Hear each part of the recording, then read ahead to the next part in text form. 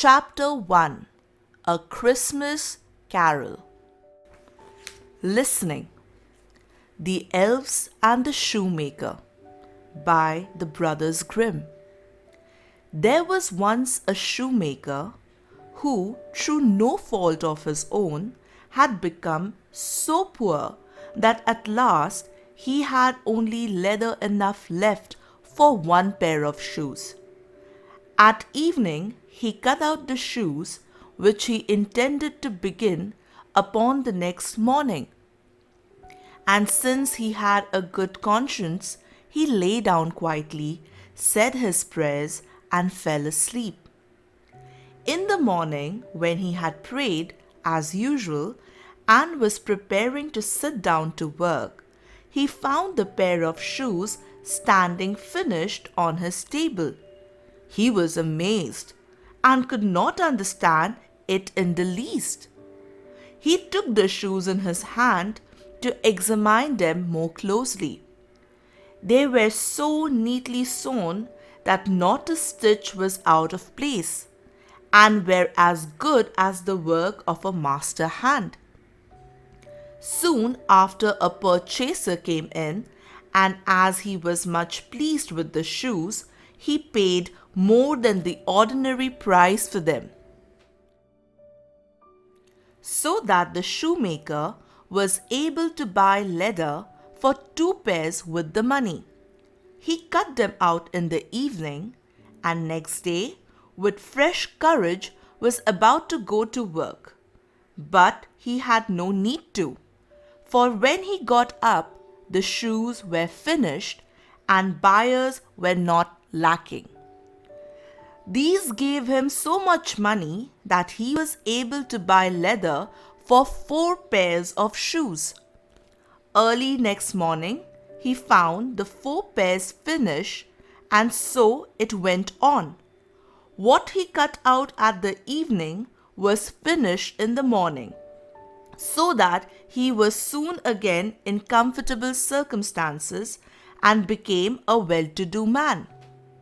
Now it happened one evening, not long before Christmas, when he had cut out shoes as usual, that he said to his wife, "How would it be if we were to sit up tonight to see who it is that lends us such a helping hand?"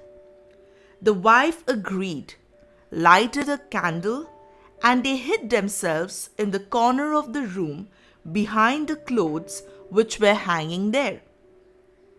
At midnight came 2 little naked elves, who sat down at the shoemaker's table, took up the cut-out work, and began with their tiny fingers to stitch, sew, and hammer so neatly and quickly that the shoemaker could not believe his eyes. They did not stop till everything was quite finished and stood complete on the table. Then they ran swiftly away. The next day the wife said, "The little men have made us rich, and we ought to show our gratitude. They ran about with nothing on and must freeze with cold. Now I will make them little shirts, coats, waistcoats, and will even knit them stockings, and you shall make them a pair of shoes each." The husband agreed, and at evening, when they had everything ready, they laid out the presents on the table and hid themselves to see how the little men would behave. At midnight, they came skipping in and were about to set to work, but instead of the leather ready cut out for them, they found the charming little gifts. At first, they were surprised, then excessively delighted. With the greatest speed, they put on their clothes and shoes and started singing, "Now we are dressed so fine and neat, why cobble more for others' feet?" Then they hopped and danced about and leaped over chairs and tables and out at the door.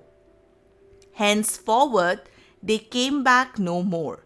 But the shoemaker fared well as long as he lived, and had good luck in all his undertakings.